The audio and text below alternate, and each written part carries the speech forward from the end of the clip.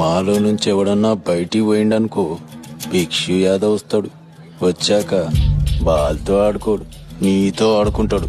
సమజైందా? ఏమైందండి బాపిరెడ్డి గారు? ఒరే, ఫస్ట్ 10 మంది వచ్చి కొట్టినప్పుడు కూడా నొప్పి పెట్టలేదు గాని మొత్తం ఓపికంతా అయిపోయిన తర్వాత ఆడెవడో వచ్చి కొట్టాడురా. ఆడు పగబట్టినట్టుందిరా నా మీద. ఎవడై ఉంటాడండి? చీకట్లో కనపడలేదు. మీకు మాత్రం దెబ్బలు బాగా కనపడుతున్నాయండి బాబు. ఇంటికి వెళ్ళి ఒక 6 రోజులు రెస్ట్ తీసుకోండి. వద్దురా, ఇక్కడే రెస్ట్ తీసుకుంటాను. సరే తొంగండి మరి. ఈ రోజు కుదరలేదప్ప, రేపు నీ పని ఖచ్చితంగా పూర్తి చేస్తాను.